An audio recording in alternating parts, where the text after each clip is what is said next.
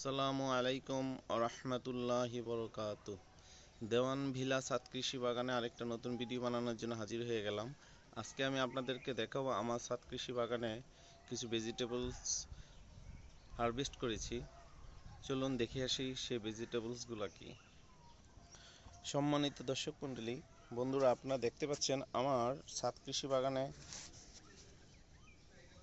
এমন অনেক সবজি আছে, তার মধ্যে আমি আজকে কিছু ভেজিটেবলস হারভেস্ট করেছি।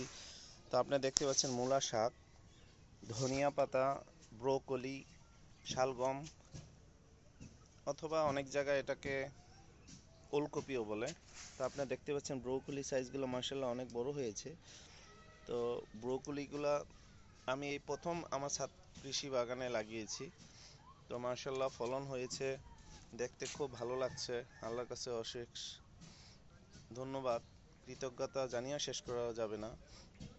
আলহামদুলিল্লাহ, আল্লাহর অশেষ রহমতে আমার এই ছাদ বাগানে এই ফলনগুলো হয়েছে। আসলে অনেক চেষ্টা করেছি, অনেক যত্ন করেছি, এই জন্য আল্লাহ পাক আমাকে এই নিয়ামত দিয়েছেন। তো আপনারা দেখতে পাচ্ছেন আমার ব্রোকলি, শালগম, ধনিয়া পাতা, মূলা শাকের হারভেস্ট করেছি।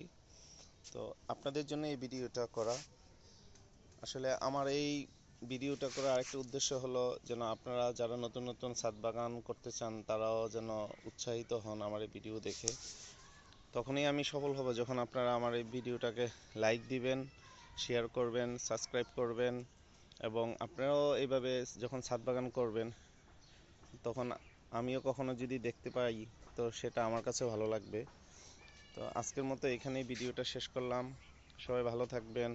আল্লাহ হাফেজ।